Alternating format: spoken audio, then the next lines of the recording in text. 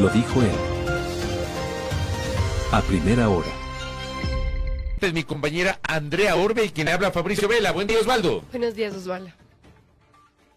Buenos días, querido Fabricio. Un saludo acá desde tu tierra y un gran saludo a las contertulias también, a la orden. Gracias, Osvaldo.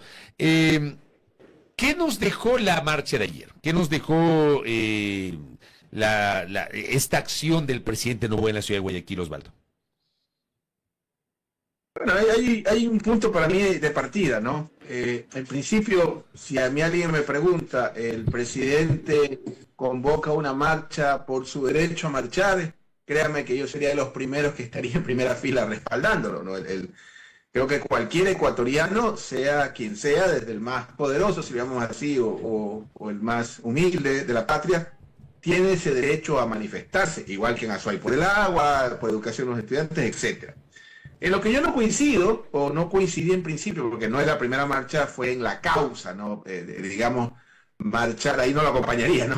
Marchar por efectos de que ahora el causante de la, digamos, de la inseguridad ya no es la poca ejecución presupuestaria de la seguridad, etcétera, etcétera, sino un organismo de control o un organismo del cual no tienes control, que es la Corte Constitucional. Entonces, en principio, el hecho de marchar me parece interesante, es su derecho, pero ya las causas. Ahora, con respecto a lo que pasó ayer en Guayaquil, coincidimos, estamos sintonizados entre usted, el señor Domoso y nosotros. Y yo coincido que es una forma quizás de probar el músculo, de querer probar la calle, pero hay un detalle que a veces se le pasa por alto a los políticos y a los asesores a veces les es complicado explicárselos. Hay algo que se llama pueblo organizado generalmente.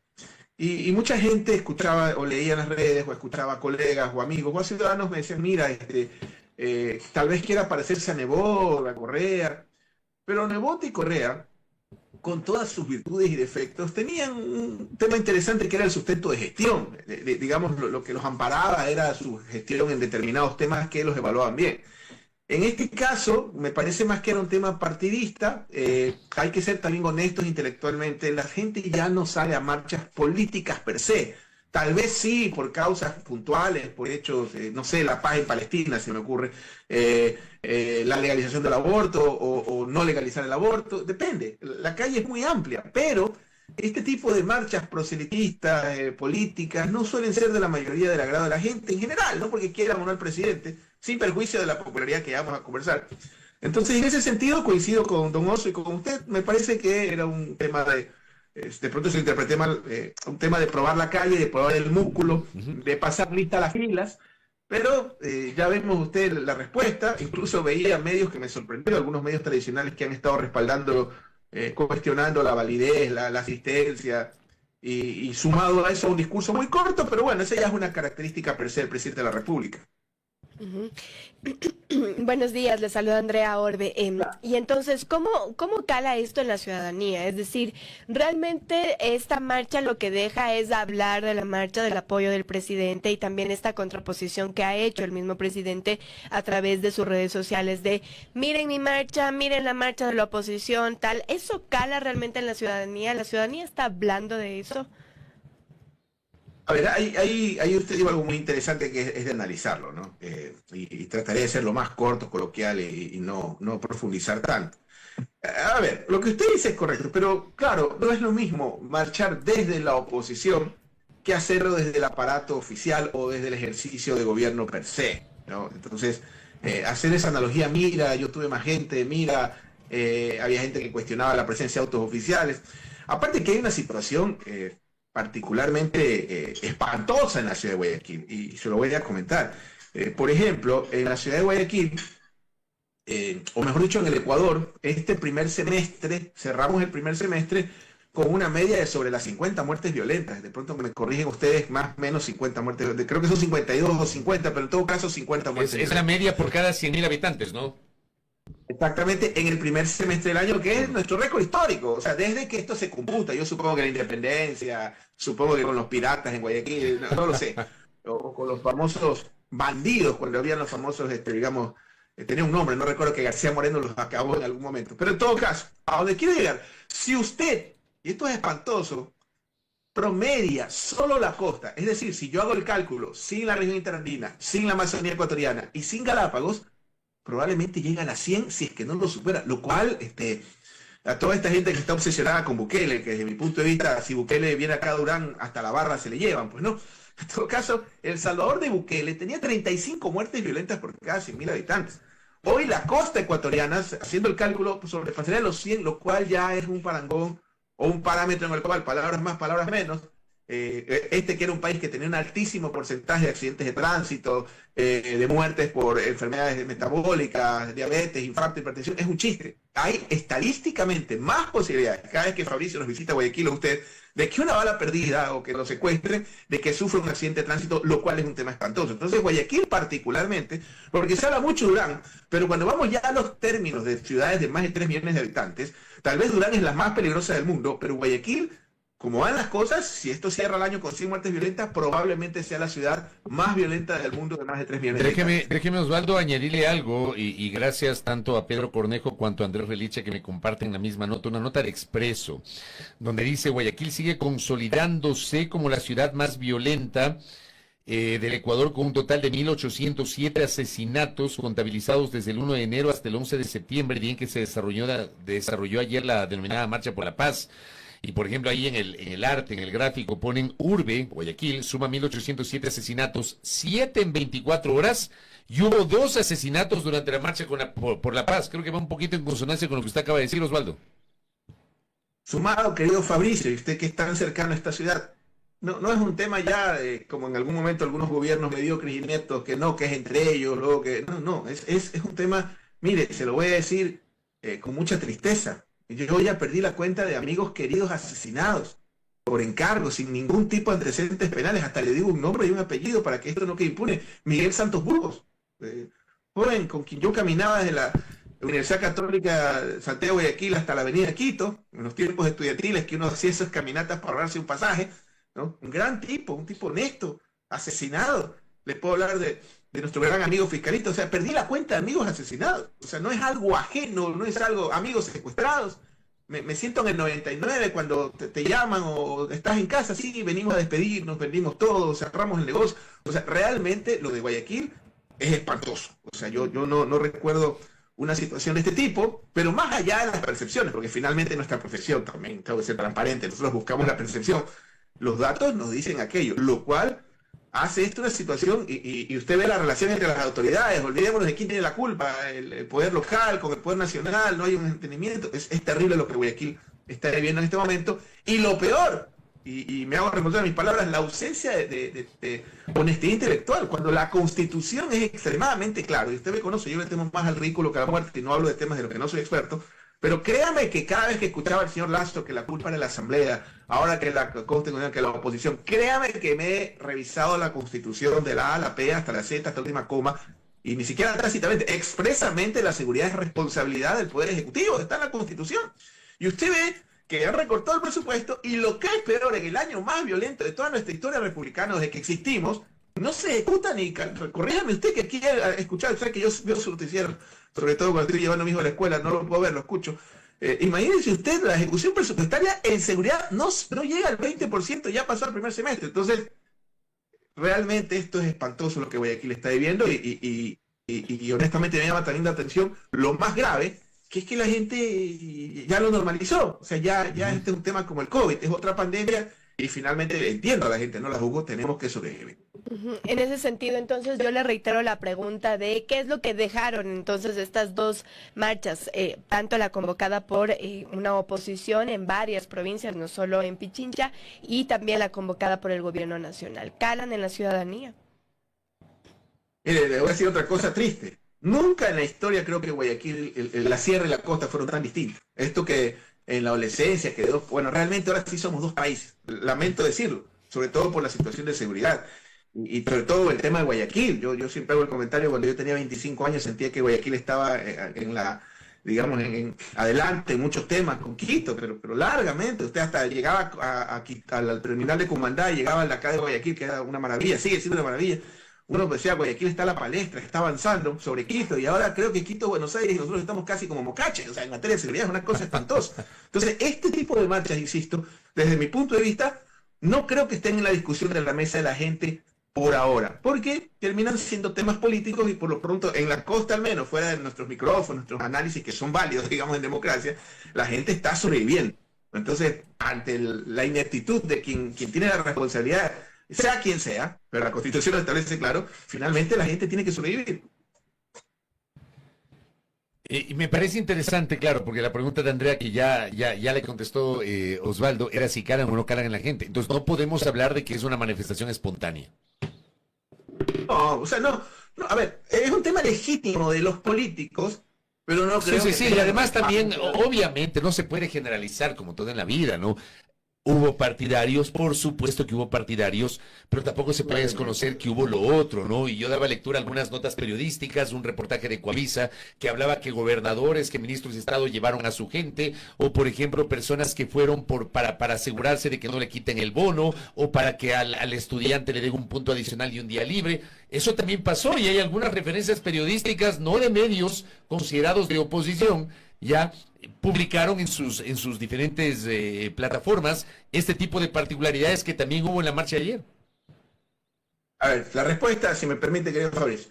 ¿La gente se vuelca o se volcó a las calles? No en cualquier protesta, no. Ahora, que el presidente está probando su músculo, su capacidad de movilización o de sus cuadros, o no lo sé, porque no termino de definir a N, no sé si es un partido. Ahora, ojo, más que efectivamente el sistema de partidos del Ecuador per se es un problema. Pero en todo caso, insisto, fue más un tema de movilizar y de probar la calle un poco con sus propias filas, más que un evento donde se haya volcado masivamente. Ahora, en contrapartida, porque se vio ayer también una marcha de los sindicatos, de las organizaciones sociales. Yo le pregunto a usted si siente que hay un debilitamiento de los sectores sociales o por ahí tal vez empiezan a sacar la cabeza, Osvaldo. Mire, los espacios en política nunca siempre suelen ser ocupados, no tardan en llenarse. Y hay un factor, que es lo que quizás mucha gente no lo tiene claro, que creo que es la mayor fortaleza. La oposición al gobierno, por lo menos la política, digamos, es el correísmo indudablemente. Esa es la oposición a este proceso. Pero el gobierno tiene una gran, digamos, coraza protectora, o un arma para mí, que es el tiempo. Entonces, cuando tú ya comparas, olvídate el análisis político entre cualquier persona de la calle, común y corriente, y tiene esta dinámica de cambio, porque tú preguntas en Londres, en Guayaquil, en Boston, en África, ¿usted quiere el cambio? Te van a decir que sí. Cuando tú comparas ADN con la RC o el correísmo, el uno está 20 años en la escena, el otro acaba de llegar. Entonces todavía me parece que el presidente está en esta etapa. Se vienen cosas interesantes, si es que sale airoso del tema energético, por ejemplo, creo que ese va a ser un factor. Se viene una consulta, va a seguir el tema electoral y de gestión siendo evaluado. Pero en el caso de los movimientos sociales son parte, digamos, del entorno, son parte del convivir del gobierno, tener que entenderlos y tener que en democracia permitirlos, claro, siempre dentro de la ley, de lo que establecen las normas para efectos de marchar pacíficamente. Pero no hay. La pregunta es, ¿hay alguna figura o un Isa? Incluso a Isa, yo no lo veo a Isa como un gran protagonista opositor por el momento. No veo una figura, digamos, más allá de Rafael Correa del correísmo, una figura que surja como la oposición al señor Noboa.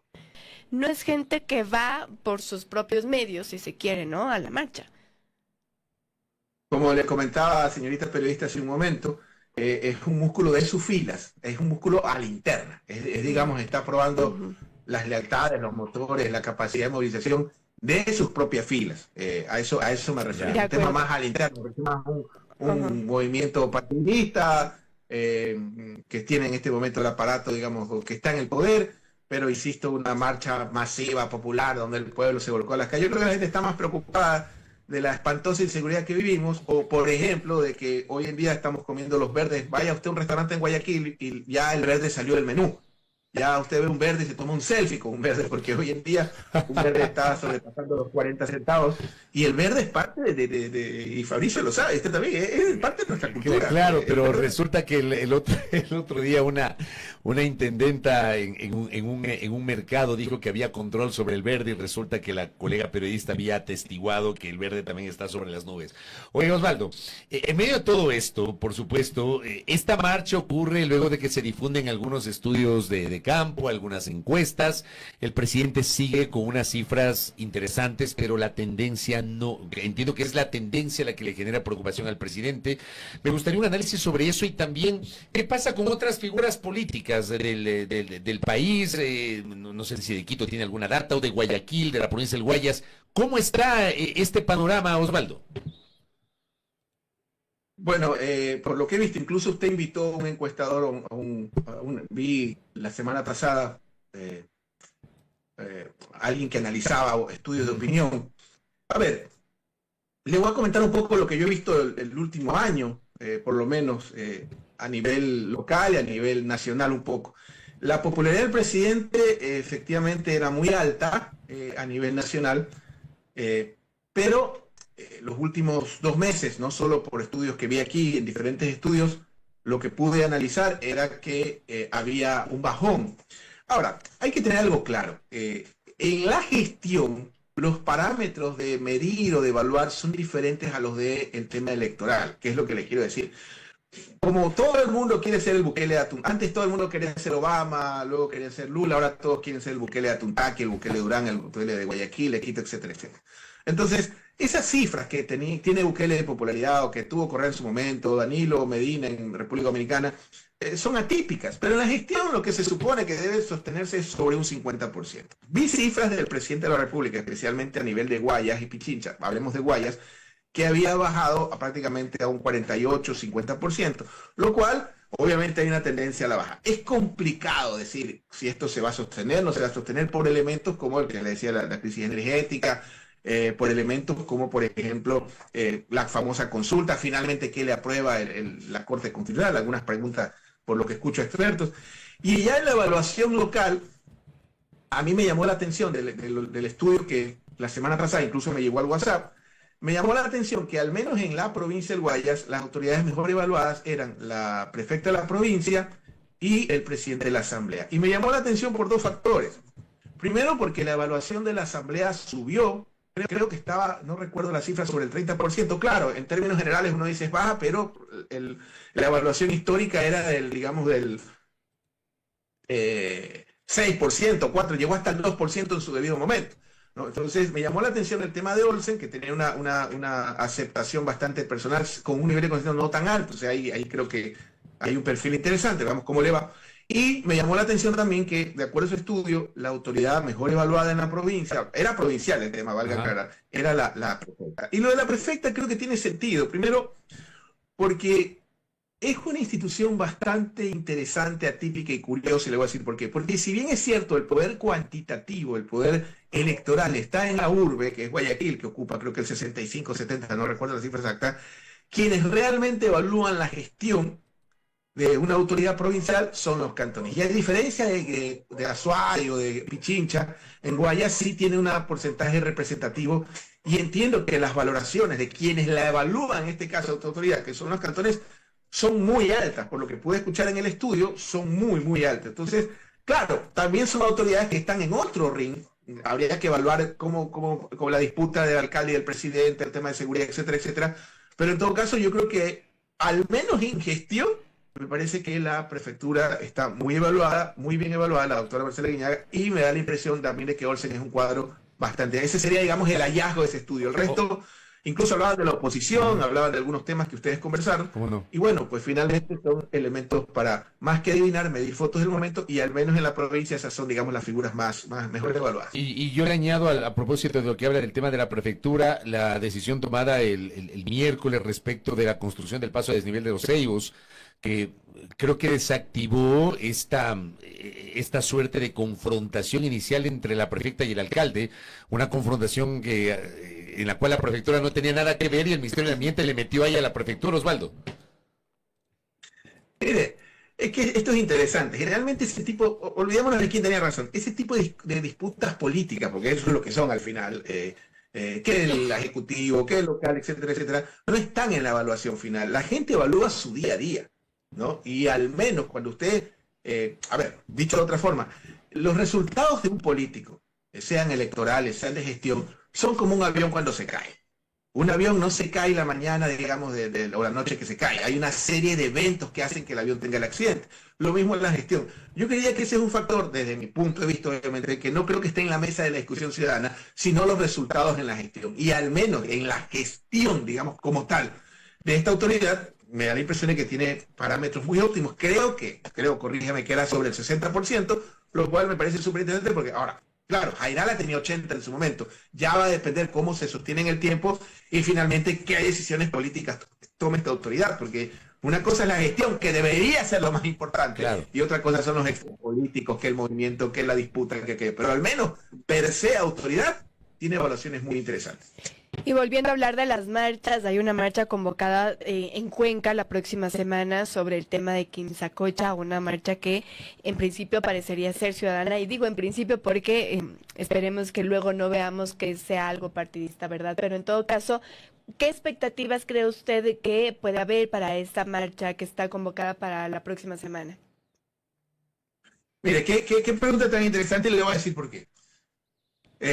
Bueno, es de conocimiento público, yo trabajo procesos electorales. He trabajado los últimos 15 años, casi 20, no, 16 años. He trabajado en todos los procesos electorales en la provincia de Azuay, tanto de prefectura como alcaldía.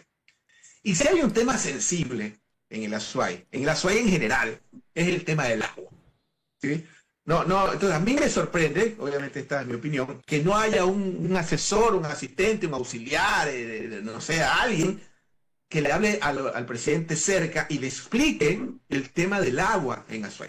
Y claro, si por ahí sale un genio y dice, no, es que el Azuay electoralmente no es una plaza muy grande, no es un tema. Las cosas en política, ese es el otro gran problema, es verlas solo a nivel cuantitativo. Las cosas hay que analizarlas de lo cualitativo. Primero, ¿qué representa el Azuay, el austroecuatoriano? ¿Qué representa Cuenca? Yo no he visto gobierno que funcione sin cuencanos, y es más, y gobiernos que se caen por los cuencanos. Acordémonos de Velasco Ibarra, si no me equivoco, corrígeme Fabricio, 71, 61. Siempre confundo porque mi padre en esa época trabajaba en Cuenca para el gobierno y tuvo que seguir huyendo con todos los velasquistas. Pero en todo caso, me da la impresión de que el presidente no tiene a alguien que le explique un poco lo delicado que es el tema del agua en el Azuay. Y ojo, cuidado, porque en este caso es una zona del país muy importante y más allá de la discusión de lo técnico, lo no técnico, el tema de la minería y del agua es extremadamente, ha habido infinidad de consultas y en casi todos los estudios de opinión o cosas en los que hemos estado involucrados o trabajando, siempre el agua está en la mesa de la discusión y suele ser unánime entre todos los participantes, para prefectura como para alcaldía. Así que ojalá se informe un poco más el presidente el tema y que no solo es un tema electoral. Y cierro con esto. Me escribe el académico Alexander Gómez, a quien le envío un abrazo. Dice, sin diferir en el sentido de las expresiones de Osvaldo, creo que no hay intención de prueba en la marcha del gobierno.